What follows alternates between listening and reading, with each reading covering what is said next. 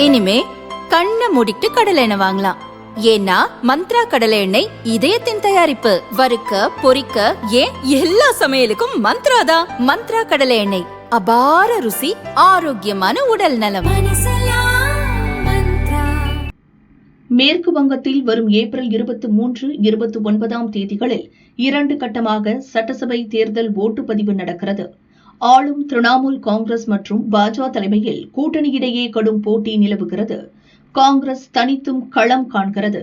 ஓட்டுப்பதிவுக்கு சில நாட்களே உள்ள நிலையில் கட்சிகள் தீவிர பிரச்சாரத்தில் ஈடுபட்டு வருகின்றன. அந்த வகையில் பிரதமர் மோடி மேற்கு வங்க மாநிலம் ஹல்தியாவில் நடந்த பிரச்சார பொதுக்கூட்டத்தில் பங்கேற்றார். அப்போது அவர் பேசியதாவது: மேற்கு வங்க மக்கள் திரிணாமுல் காங்கிரஸை ஆட்சியிலிருந்து அகற்ற ஆர்வமாக உள்ளனர். தேர்தலில் பெரிய மாற்றம் நிகழப்போகிறது. மக்கள் எழுச்சியை பார்க்கும்போது மேற்கு வங்கத்தில் பாஜக ஆட்சி மலருவது உறுதி என தெரிகிறது. முதல்வர் மம்தா தலைமையிலான திரிணாமுல் காங்கிரஸ் அரசு மேற்கு வங்கத்தின் வளர்ச்சியை தடுத்து நிறுத்தியுள்ளது. பல மாநிலங்கள் முன்னேற்ற பாதையில் போய்கொண்டிருக்கும் போது திரிணாமுல் காங்கிரஸ் மேற்கு வங்கத்தை பின்னுக்கு தள்ளியுள்ளது.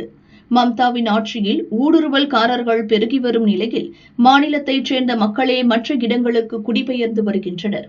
ஒரு காலத்தில் நாடு முழுவதிலுமிருந்து மக்கள் வேலைக்காக மேற்கு வங்கத்தின் ஹால்தியாவிற்கு வருவார்கள்.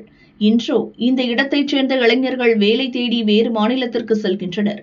மேற்கு வங்க இளைஞர்களுக்கு திரிணாமுல் காங்கிரஸ் துரோகம் செய்துவிட்டது. 100 ஆண்டுகள் ஆனாலும் திரிணாமுல் காங்கிரஸ் கட்சியால் அந்த பாவத்தை கழுவ முடியாது. மேற்கு வங்கத்தில் இரட்டை இன்ஜின் ஆட்சி அமைந்தவுடன் இளைஞர்களுக்கு வேலைவாய்ப்பு உறுதி செய்யப்படும். பெண்களுக்கு எதிரான அனைத்து வழக்குகளும் விசாரிக்கப்படும்.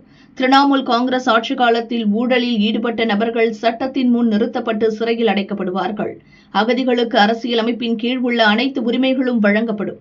அதே நேரத்தில் சட்டவிரோத குடியேறிகள் இந்தியாவில் வசிக்க அனுமதிக்கப்பட மாட்டார்கள் என மோடி பேசினார்.